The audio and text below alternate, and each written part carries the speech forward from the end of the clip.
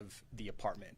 So since that time, this investigation, as with so many, kind of fits the national average. It is no anomaly in the fact that many investigative hours were put into this case, upwards of 130, 140 hours at this point. And we have located our suspect. Our suspect is in custody at this time, and we'll release his name shortly.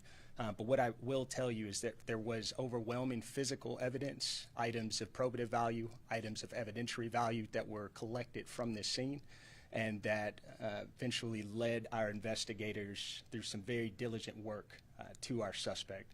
And what's important in this case is that this is a testament just to good old-fashioned police work.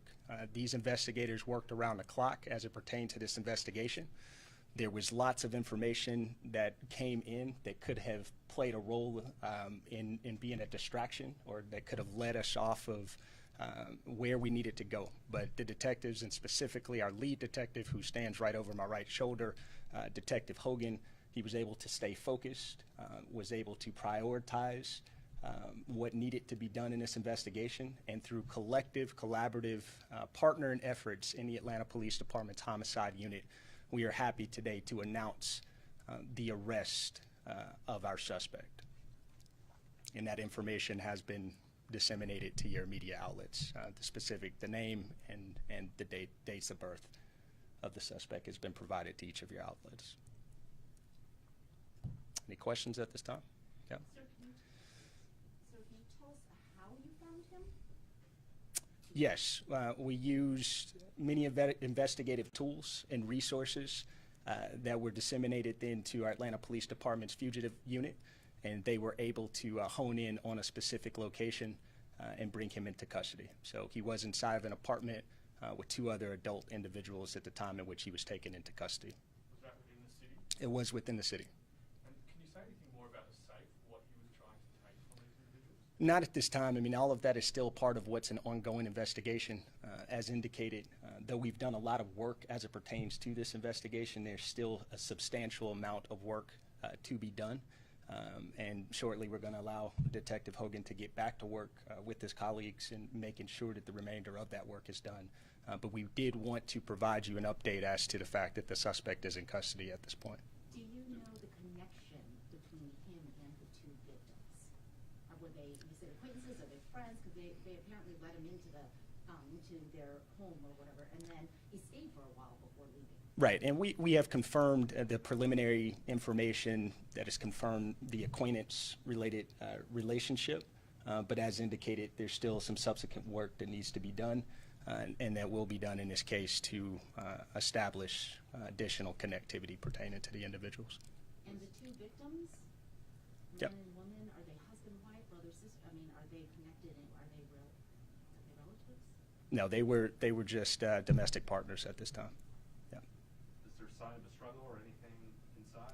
We're not going to release that information at this time. I can tell you that a substantial amount of evidence was removed from the apartment, and that there were many items of probative value, many items of evidentiary value that played a significant role in us being able to streamline this investigation and come to today's resolution. So you found stuff in the victim's apartment and in the suspect's apartment? That's correct. And then the other two people that were there, were they also arrested? No, they were not. Yep. And then, do we think that, I mean, at this point, the motive was robbery?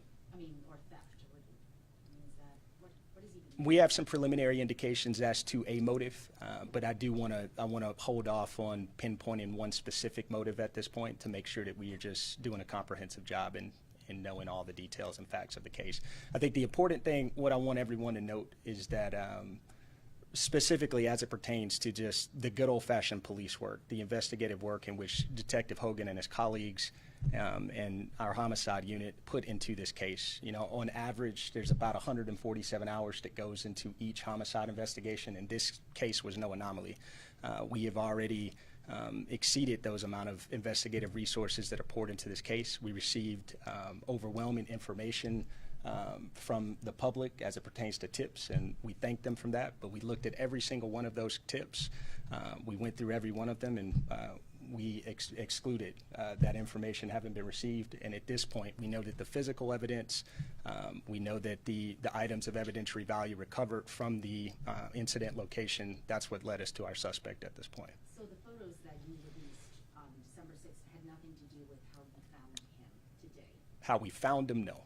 The surveillance video that we indicated does depict the individual in question that we're looking for, but that particular video and the information received as a result of it did not lead to this resolution. What about the victims' families? Have you guys spoken to them? How are they doing? Yeah, and we're not going to go into detail as it pertains to that, but yes, we have. Are there more people? I know you said it's an open investigation. Could there be more arrests coming? We will see where the investigation takes us. As I stated, there's still a substantial amount of work to do, and we're going to allow our investigators to get back to work in doing that. Did you find the safe? We have not located a safe at this time. Anything else? All right. Thank you, everybody. Yep.